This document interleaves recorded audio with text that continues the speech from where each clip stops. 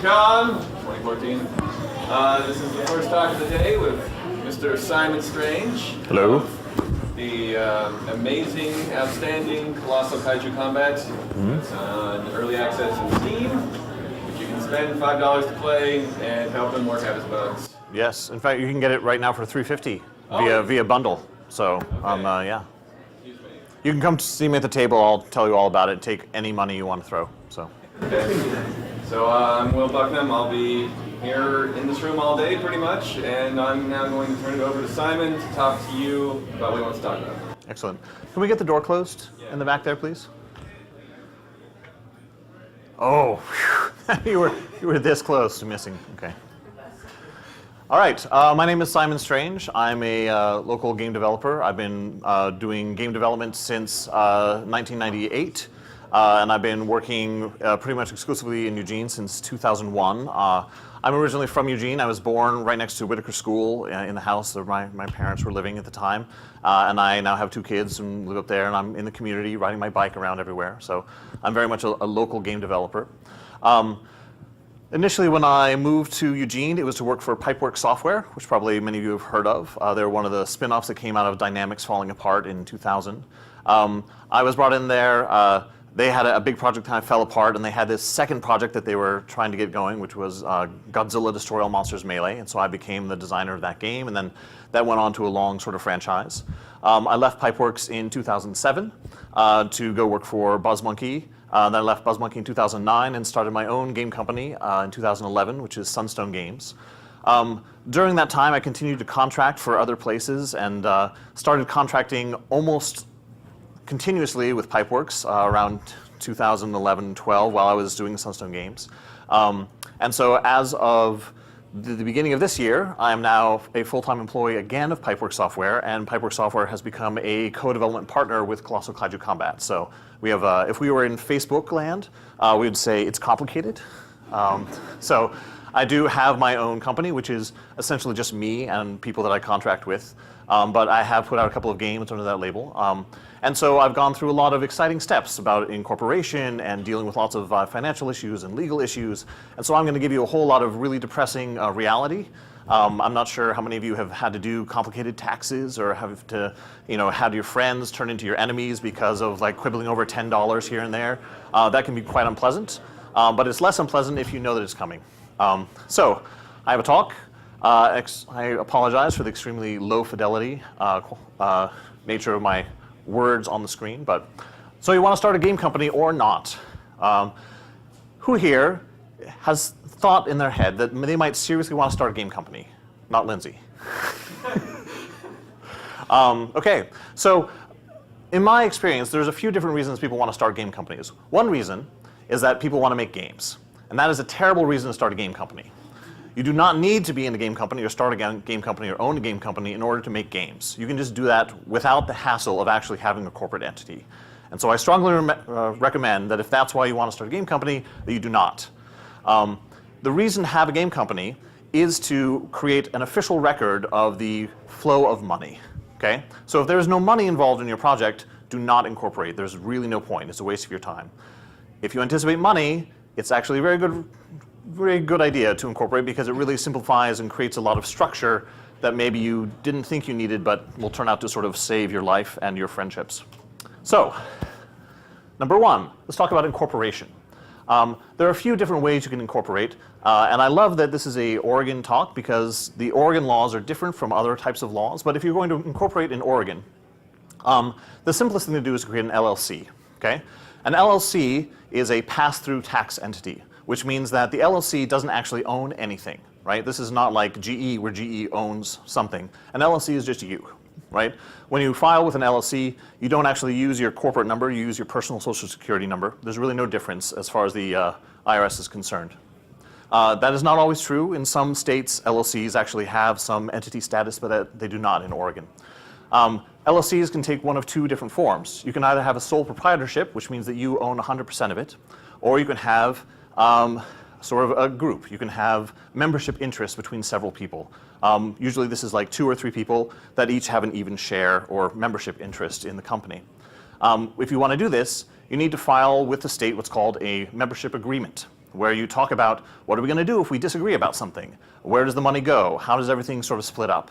You also have to keep very close track of how much money each of you put into the company and how much money you take out. We're going to talk about accounting later, so I'm going to pass that for now. So membership agreement is a bunch of people say, we together are this company, and everything this company does is jointly shared by us with these percentages. A sole proprietorship says, I'm just having this company so I can handle my taxes sort of neatly, but it's really all just me. Then you can do a large, more formal structure, S company or a C company. If you were doing that, you need something a lot better than me telling you how to handle that. That is a major incorporation deal. That is a federally recognized corporate entity. That is really complicated. You really need a full-time accountant. You better have at least 6 people involved. There's certain membership officers that you have to have filled. Really exciting. That's really far away from game development. If you're doing that, you're really not making games. You're full-time just managing that group. Membership agreements. So, Sunstone Games, I founded with a partner, Bashi, and we did a 50-50 membership agreement. And sort of the idea was he had no experience developing games, while I had lots of experience developing games. But he had experience being sort of his own businessman. He did flame working, selling glass objects and making websites and promoting himself and doing marketing. And so we thought, great, I'll make the games, he'll help make the games, because obviously that's exciting and cool. And then he will do the sort of the promotions, the marketing, and so forth. And then what happened was that we made a game, and it was a game I was really proud of, and we were really happy with it. And then there really was no marketing or promotions or anything like that, which was okay. I wasn't expecting to make a lot of money off this game. We made some. But then we said, okay, now we're going to make another game. And I had to sit and think and thought, well, we have this company that we're 50-50 in. And as far as I can tell, I did this thing, and you did not do a thing. And so I didn't feel comfortable saying that we owned this company 50-50. And so I had to tell him that I wanted to break our membership agreement and make a change. That was about 9 months of very difficult, complicated stuff. I'm very lucky that I have a number of lawyers in my family who are able to handle sort of legal stuff for essentially no money. It ended up with me buying him out of the membership agreement.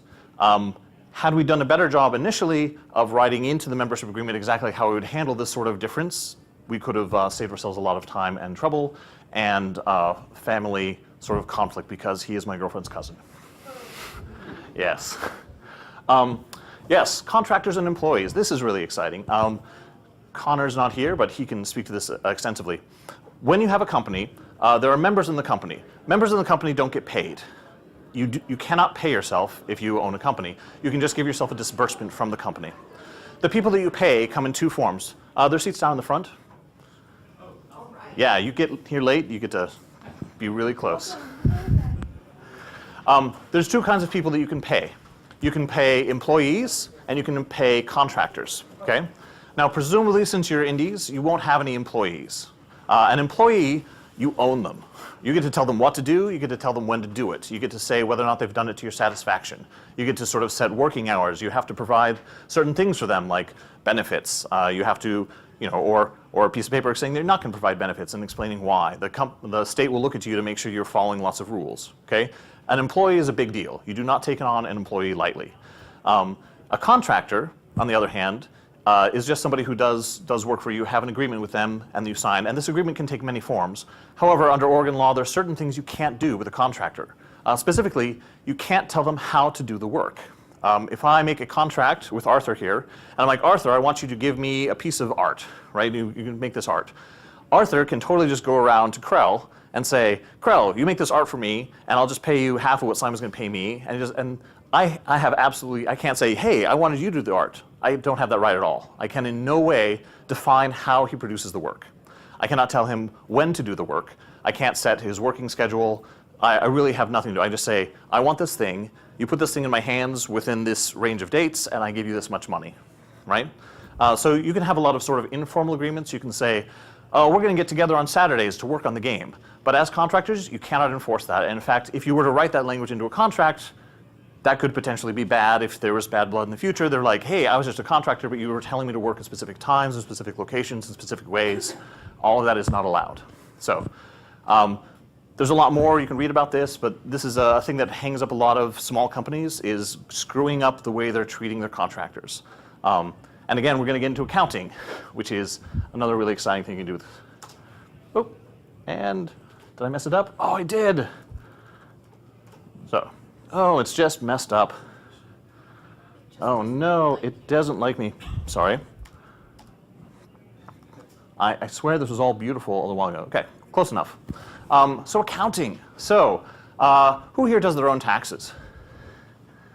Who here has never paid taxes? Oh, you're so lucky. Yes. Right. So, I assume if you haven't paid taxes because you're independently wealthy, and so this doesn't really matter to you. So accounting is really complicated. The main rule of accounting is you do your accounting ahead of time, not when you get to the end. You're like, wait, how much money did I spend this? Who did I pay? You are completely lost, and it can be really bad. So the first thing you need to know is that as a company, even if you're just an LLC, you have to pay quarterly taxes, right? Now, of course, you don't actually file your taxes till the end of the year, so you need to pay estimated taxes. So you need to say, we're going to make this game, we're going to launch it in August. I think we're going to make $22,000 before the end of the year. So you have to start paying taxes on that money in March, okay? Nobody really does this, right?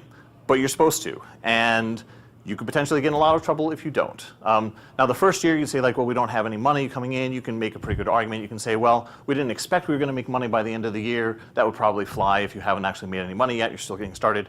But you need to start thinking in terms of quarterly accounting. Because if you actually launch that game in August and you make some money by December, that next March, if you are not filing with the IRS, they will come after you, or at least write you a letter and be like, so you actually had some profit last year, and what, it just stopped? Like, December 31st, you took it off and there were no more sales? You need to start thinking about that ahead of time. Gross sales accounting. This is something that's very exciting that I messed up last year. So does anybody have a game on iOS or Android? Excellent. And so you get money from them periodically, right? So you have something, you sell it for 99 cents, and so you get 64 cents or something every time it sells, right?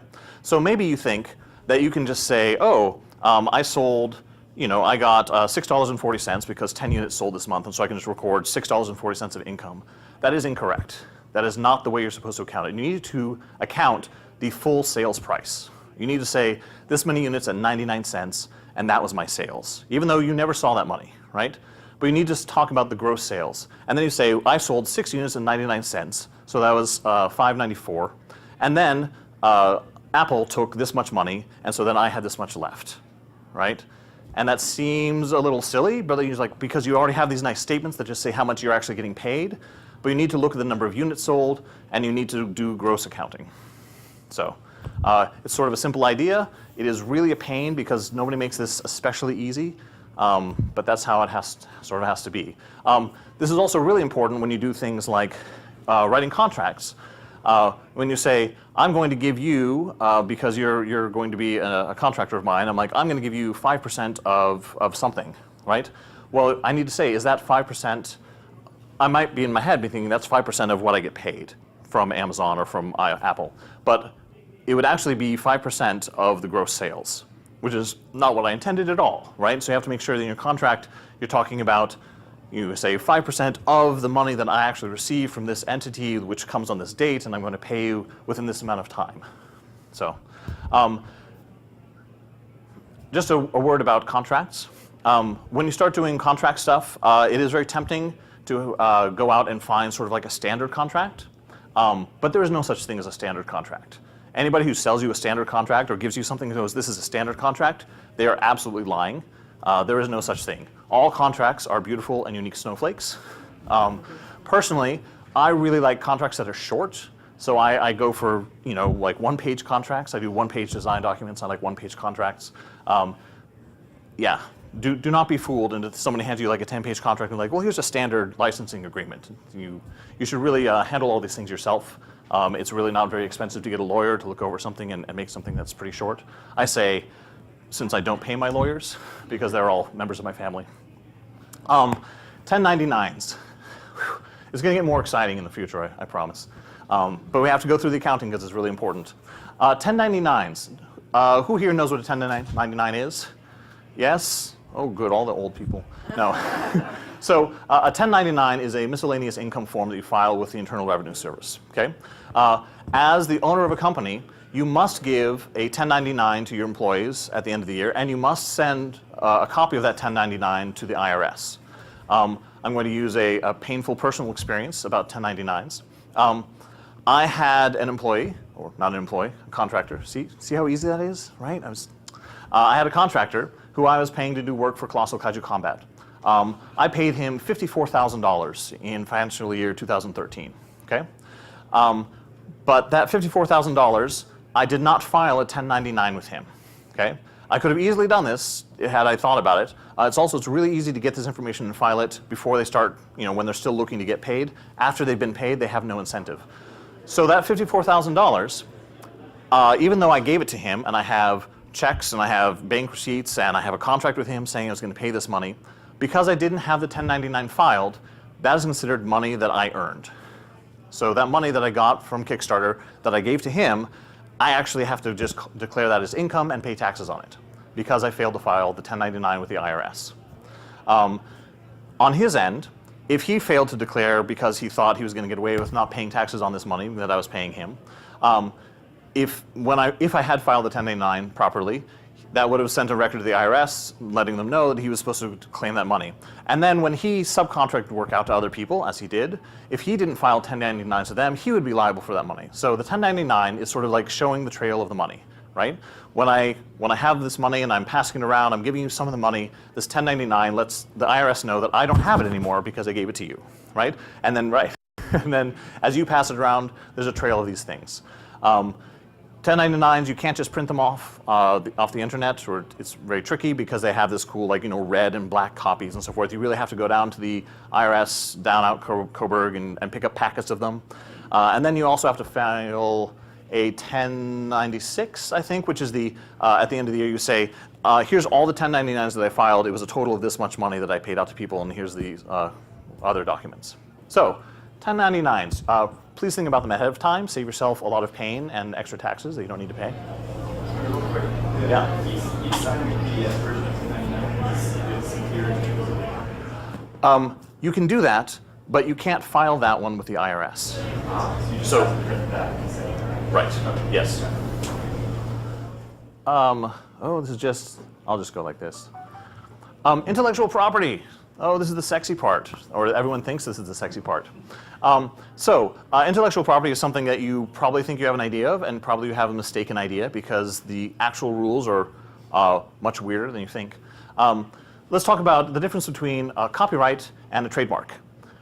Copyright is something that you hold by default on anything that you produce. So if you put paint on a wall, you have a copyright on that particular mark on the wall. If you record a song, you have a copyright of that recording. You do not have copyrights on ideas. You cannot copyright a character. You cannot copyright a song. You can copyright the recording of a song. You can copyright a particular piece of drawing of a character. But a copyright is a thing that you actually made. If you didn't make it, you can't have a copyright on it. You don't have to file for a copyright. You just have it by default. You can put a little circle C if you like to let people know that you care and that you have copyright. But if I drew a fan picture of Godzilla and gave it to you at a convention, I can put a little C and I have copyright on that drawing of Godzilla, right? But you might say, wait, but can't you copyright ideas and this whole thing? Disney has a copyright on Mickey Mouse. Well, that's a trademark, okay? A trademark is a generic idea that you use to drive business to you as opposed to somebody else. So why is it Mickey Mouse instead of Mackie Mouse, right? Mickey Mouse is a particular idea. Disney has a trademark on that character. And if someone else were to do something that was very similar to Mickey Mouse with the sort of intent that you could show in court saying that, oh, I was just going to trick people into thinking it was a Mickey Mouse thing, but actually it was a Mackie Mouse thing, then they could totally sue you and say, no, I've got a trademark on this is too close to this, and you can't use it, right? So that's what trademark is all about. You can have a trademark on a logo, like the Nike swoosh. You have a trademark on that. So somebody else is putting a swoosh-like thing, and you're like, hey, I think when you're using this, you're trying to imply that this is a Nike product or that it's affiliated with Nike, and you can't do that. If that swoosh just showed up randomly in some picture that had absolutely nothing to do with shoes, it was in a political cartoon or something, and then you might be able to make a very good case and say, no one's going to be confused about whether or not this swoosh is associated with Nike. There's also a thing called fair use. For example, if I were to make a political cartoon making fun of Nike, I could probably use that swoosh. and say that Nike's a big company and I'm putting a bag of money with a Nike swoosh on it or something like that. So yeah, I'm going to jump to the end. So my game is Colossal Kaiju Combat. Initially, when I ran the Kickstarter and started talking about it and getting money for it, I just called it Kaiju Combat. I came up with this name talking with my community. We spent a few months and we're like, oh, Pacific Rim is coming out and they call the monsters Kaiju. So Kaiju will be a word that people are going to be a little more familiar with, and there's going to be a Godzilla movie coming in 2014. So we're Kaiju and they're fighting Kaiju Combat. That was the name of our game. So about 3 months after I raised $112,000 through Kickstarter, Wizards of the Coast got in touch with me. And they have a card game called Kaijudo, right? Which is sort of a Pokemon-style card game, collectible thing. It's not really big, but it's something that they have a trademark on. And they said, we have a trademark on the word Kaijudo. And Kaiju Combat, it's too close. You can't use that. So of course, I argued with them. And we spent several months arguing. And they actually, initially in their statements, they said that no product could use the word Kaiju because that was too close to Kaijudo. But we said, well, Kaiju is actually a common word, and we showed examples. And again, I have a lot of lawyers in my family, so I didn't have to pay for all this nice legal representation. But we made that case. They didn't really buy it. What actually resolved this issue was we were voted one of the most popular indie games of 2013, and there was this contest called Indies Go to E3. And the top 10 indie games that were on some nominating list got to go down to E3 and get passes and present their game at E3. And so I was one of the people selected for that. And I'm like, oh, so I've got these 50 press meetings at E3 where I'm talking with those people. And so I keep writing with Wizards of the Coast. We're going back and forth every week. And I'm like, so I have all these press meetings next week. I'll just tell them that we don't know what the name of the game is because you're being dicks. And right away, they're like, oh, I'm sure we can work this out, because we didn't want me to go to all the press and be like, oh, we don't really have a name because Wizards of the Coast is blocking us. And so the agreement was that we would change our title to Colossal Kaiju Combat. And they were satisfied with that. Also, yeah, so that is why we're now Colossal Kaiju Combat. Even though if you go back to the old Kickstarter, you'll see it has a completely different name because Kickstarter got really scared when Wizards of the Coast called them, and they changed the name of our Kickstarter retroactively. So it's this big, long, complicated thing that's really does not have anything to do with anything. Ownership agreements. Oh, this is exciting. So in Colossal Kaiju Combat, one of our big sort of selling points is that we take characters that are developed by our fans, right? And if you win a tournament or sponsorship, then you get to have conversations with me over Skype and our art director, Matt Frank. And we make an official version of your character with a big, long history, and it goes on the wiki page, becomes an official part of the Kaiju Combat universe.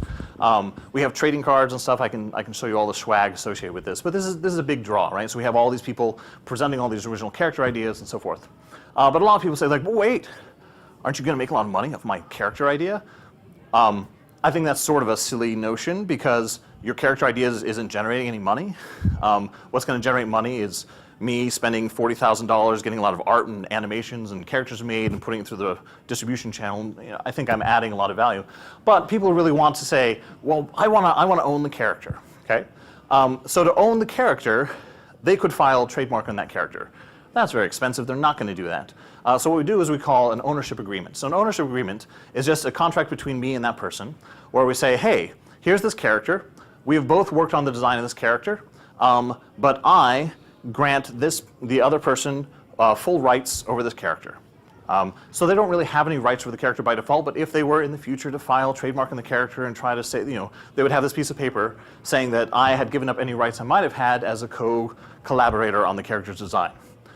In that same piece of paper, it says, I'm granting all of the rights of the character to the collaborator, with the understanding that Sunstone Games is allowed to use this character in Colossal Kaiju Combat video game and related marketing materials, trading cards, figurines, and so forth. Now, they feel really good because they have this document, right? And they're like, yes, I got the rights to this character, but really nobody has the rights to this character because nobody has filed a trademark. But if in the future we were to file a trademark, this document could be used as evidence that we had worked together and that I had given up any potential rights I would have had. So, ownership agreements, they can be very loose. You can really just like write down a thing on a piece of paper. You can have all the rights to this thing signed me. And that's good enough. because they themselves are not sort of legally binding documents. They are evidence to be used in a future potential litigation. Yes? Just like kind of to flesh out that Yeah. a little more. So nobody has, like, do you have sort of trademark on all the Colossal Kaiju Combat universe? So Like characters for- I have a trademark on the words Colossal Kaiju Combat. I have a trademark on the logo, Colossal Kaiju Combat logo that we use on our stuff, and I put a little TM on it. I have copyright on all the specific art that we produce, but I do not have trademark on the individual characters. That would go against the ownership agreements. Yeah, so then those things sort of float in this void until somebody does claim trademark. And mostly they will just float in the void forever because nobody ever cares, right? Yeah, because, I mean, the only reason, cynically, the only reason someone would care is if there was money involved, right? And because this piece of paper exists that we both have copies of, I say, yeah, the money from the video game, we've already established that that would all be on Sunstone Games' side. So if you wanted to take that character and get paid a lot of money to put in a comic book or something, you know, unless I raised a fuss, it still wouldn't come up. So. Another question about that. With the ownership agreement, let's say some guy created something like Sheepzilla that you're using in Colossal Kaiju Combat, and he's got the ability because of that agreement to trademark it, and let's say he gets a movie or a comic made that turns out to be really huge and profitable, and you're working on Colossal Kaiju Combat 2. Yep. Is that something where you would have to get a new agreement worked out to use that Sheepzilla character? Honestly, that depends on the specifics. In my particular contract, there's a 2-year term, so that probably would fall outside the 2-year term. But you could write these agreements any way you wanted. Also, going back to the quarterly taxes thing, the example you used of projecting $22,000 in sales. Right. Let's say the game ended up making $54,000 in sales, but you only paid the taxes on the 22 that you projected. Right. So obviously, your estimated taxes don't have to be perfect, and your estimate might change throughout the year. As long as they get all the money eventually, that's really the bottom line, right? So this is, Or if you overestimate, you get a refund. yeah, no, it's really interesting that the bottom line for U.S. taxes is that you have to give them the money you owe, right? So like even if you're Al Capone and you earn the money through bootlegging, you still owe taxes on that, and like that is inviolable. So, yeah. All right, fourth, second to last. Oh yes. Question. Okay. It may touch on this slide. Sure. So number 2, what if you're developing a game and are there ways, from your experience of what you know, to protect what your game from being kind of appropriated by your context? Well, okay. So there are several interesting ways. So yes, an NDA can prevent your contractors from using the work they've done for you elsewhere or from talking about it. I don't necessarily. I tend to be pretty forgiving, and I'm like, well, it's giant monsters fighting. Is not like, oh, I just had this idea, giant monsters fighting. NDA is non-disclosure agreement? Yes, a non-disclosure agreement. Yeah. So now there's the more serious thing where you have a contractor who has your whole code base and a build of your game, and they just take it somewhere and say, hey, look at this thing I did. That's just a crime, right? You can't protect yourself against crime. All you can do is react to it. Well, that does a little touch on what's going on here. Making games is awesome and fun and a good bonding experience, and it's really great. Unfortunately, sometimes there is money involved, and that is good and bad. It is good because how exciting is it to actually get paid for making games? It's super exciting, I can tell you. Like, I was in the games industry for years, but when I got my first $400 from Apple for like a little game that I made by myself, that was really exciting. Unfortunately, fighting about money really tears people apart, and people who you think are your friends and people that you've worked with and you have it can be extremely uncomfortable. Especially because you might have this idea the game is going to make this much money, but then it makes this much money, and you start blaming each other. It's a really big mess. So this goes back to the point I started with at the beginning. You don't need a company to make games. And I would strongly recommend, if you're thinking about actually making a company, making a membership agreement, working together with your friends, and having this company and this employee relationship and contracts and all this stuff, make some games first. Actually work together before you actually start making your arrangement there. Because if you get some complex legal arrangement between the three of you or the five of you or however many people are working on it, and then you find out that you hate each other and you can't work together, you are really in a bad spot. Whereas if you just kind of, you work something, like spend time together with an office and work through something, like that is really invaluable experience and will prevent you from getting into a bad situation. Once you hit sort of a larger company, 10, 12, 14 people, you don't all have to love each other, right? There's lots of ways to work around that, and there's larger sort of guides how to handling human resources and so forth. With a small team, an indie team, 3 or 4 people, like the chemistry's got to be good. You do not want to get involved in something if the chemistry's not big. So I highly recommend that you actually just make a really small little project before you start dealing with any sort of legal contract issues. I don't know if that's good advice. That's my advice. Yes? When you talk about that would be something you have to essentially base for 3.0, Right. essentially. Right. So when I'm talking small, I mean like do something you can do in 2 months, right? If at all possible, so financing is number 5. We'll get there. But I'll just skip ahead a little bit. Say, if you think you want to do something that's commercial, you want to make money, please try to start without any money, because that, if you can work without any money, that's really good. Most people have the ability to at least try to do something without any money. I know that can be a hardship once you have a family and there's people you need to support and so forth. But like, if you can spend a little bit of time working without money, that really helps establish what you're actually going to be doing once you start to make money. So, team building. Probably if you're thinking seriously about having a company, you probably already have an idea of who you're going to work with. Okay? I certainly had an idea of who I was going to work with at Sunstone Games. The actual people I ended up working with is wildly different. People move away, people get burnt out, people steal money from you and run.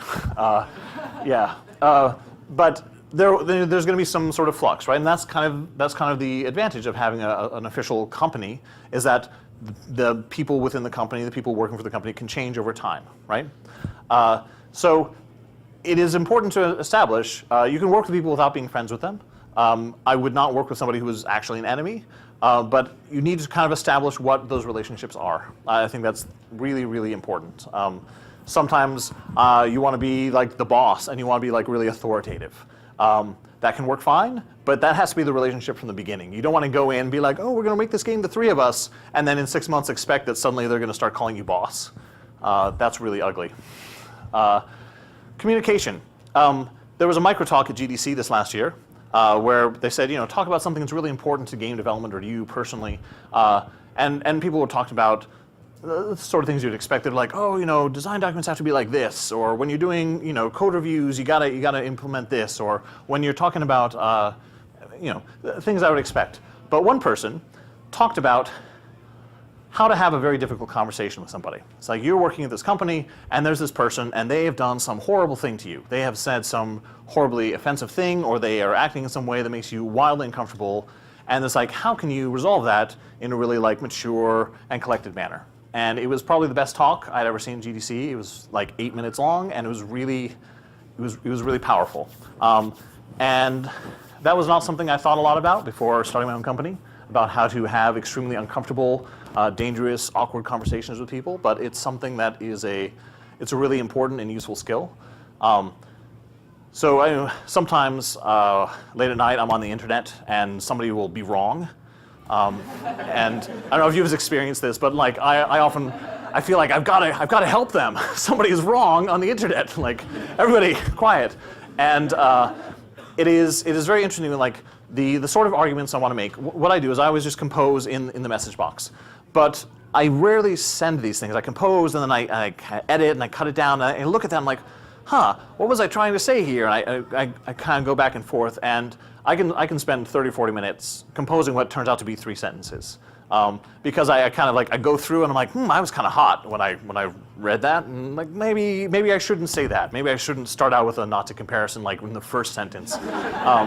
And learning to sort of see what I wrote and then really say like, well, what am I trying to say? What's really upsetting me? Like, is it that they deny global warming? Or is it that they are a woman who says that feminism is stupid? Or is it that they are using punctuation really wrong? Or is it that they are saying that I'm an idiot and everything I've ever done is terrible? I have pictures of me on the internet of Photoshop images of like me pooping on Godzilla, right? And, you know, that doesn't make me feel good, despite what the caption says under that picture. But you have to figure out like, well, how do I want to respond? And like, do I want to just not respond? What does a non-response say to people? Like, being really mature and adult about these things is actually really super important. Sometimes indie developers especially really want to give this off like, this big like stick it to the man, indie developer, I've got awesome hair, like sort of vibe. And that's really interesting, but that really doesn't help you resolve conflicts. And people are really complicated. Making games is hard, but people are even much more complicated than video games. And so spending time working on people skills is really invaluable. So everybody, work on your people skills, please. To that end, having an official environment, working out of your home, I think is a terrible idea. Do not work out of your home. It's really nice to go someplace. Just to have a place that you go and like, now I'm over here. Like maybe you can convert a garage, or you can like convert your mom's garage or something. But like if you have a place and you're like, when I go here, I am working on this game, I'm working for this person, like I have this sort of mindset. When you're working from home, like maybe you have a really nice office, but like you're gonna be aware of the laundry that like just finished. You're like, oh, I should move the laundry over. You're like, oh wait, do we have the broccoli I need for the dinner I'm making? This like, you will get really distracted, and that sort of stuff is a killer. Maybe you can only spend an hour or 20 minutes in this place where you're dedicated, but I think it's really valuable to give yourself good habits. Like, when I go here, I'm doing this, and I can segment what I'm doing. That's the other thing that I'm talking about Google. They're going to work like this, and they come home and they're still in Google work mode. So it's sort of so they're working at home. Actually, they're and they come home and change those things. Yes. I don't know how to do that myself. You can give a talk on that. That would be very useful. I wear a tie at home. I really just I get up and I put a tie on Sunday and then go work in the garden in a tie. Go play kickball in a tie. You laugh, it's totally true. Yeah, anyway, so creating an official environment I think is a great thing. Number 5, I don't have a thrown together picture of it, but number 5 is financing.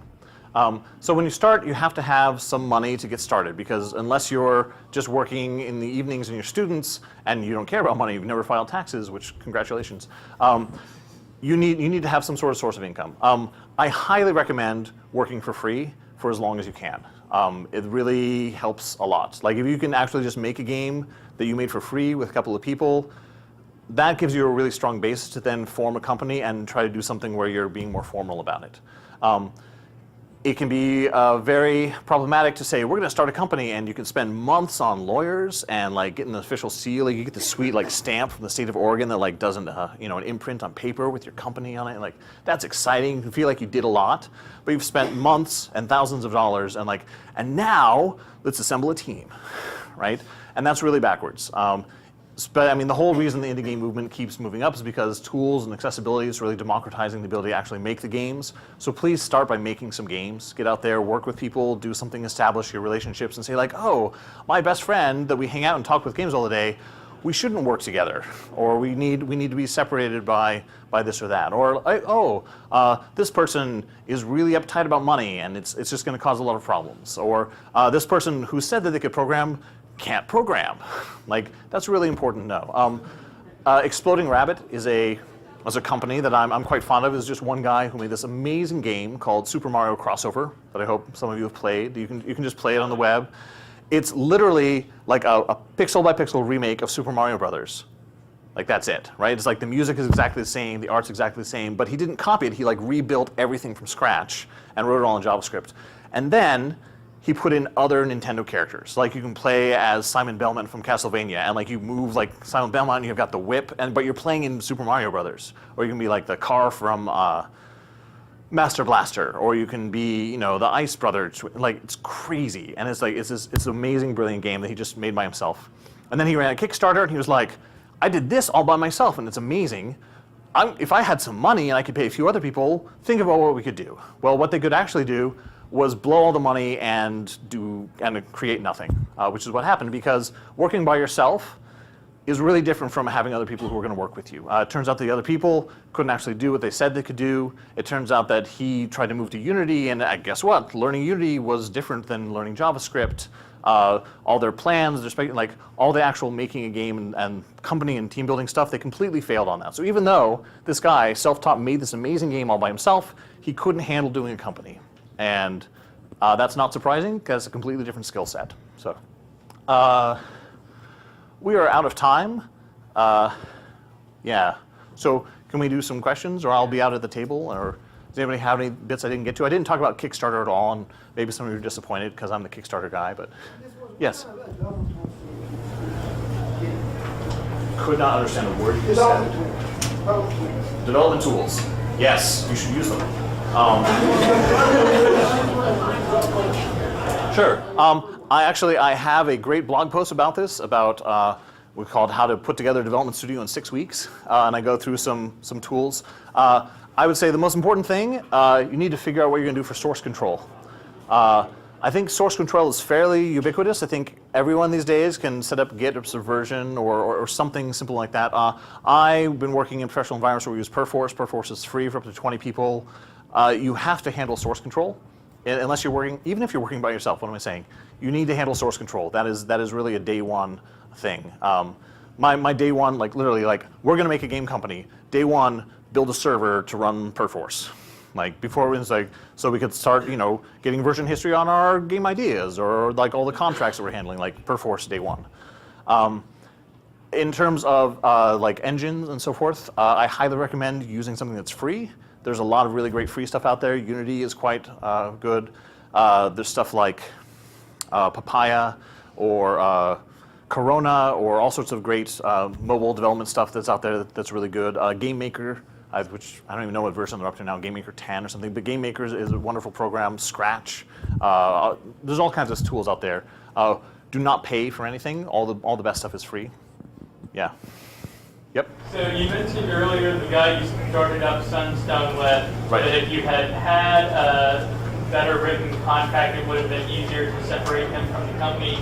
What kind of thing would you have needed written into the contract to facilitate that? So what the part you need, so that's a membership agreement when you're starting a company and you each have a membership interest in the company.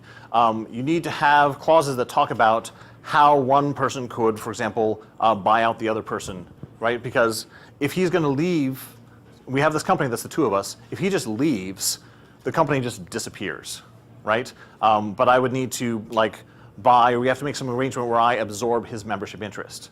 But then we didn't have any protocol in place for how do I do that? Do I just pay the amount of money he's paid in this far? Do we just settle on a price? Does it just free? Does it just happen automatically? Those are basically sort of your three options. If we had written down, this is the option, and then I have to pay him an amount that we settle on, well, then we could have just settled on an amount, right? But before, it was like, well, will it just automatically default? Will it, does it have to be bound to the amount of investment that he's done? But what about the money that I've taken out? It's very complicated. And he will, of course, assume that the thing most favorable to him is what we would have written had we written it. And I will say, no, I think the thing most favorable to me is complicated. One quick addition to that, I'm looking into something called a vesting agreement, which is strange, but none of the founders really own the company. Everyone has to work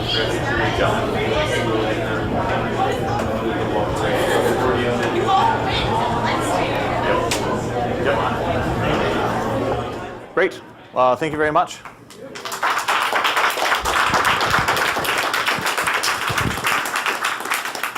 Our next talk's at 1 o'clock.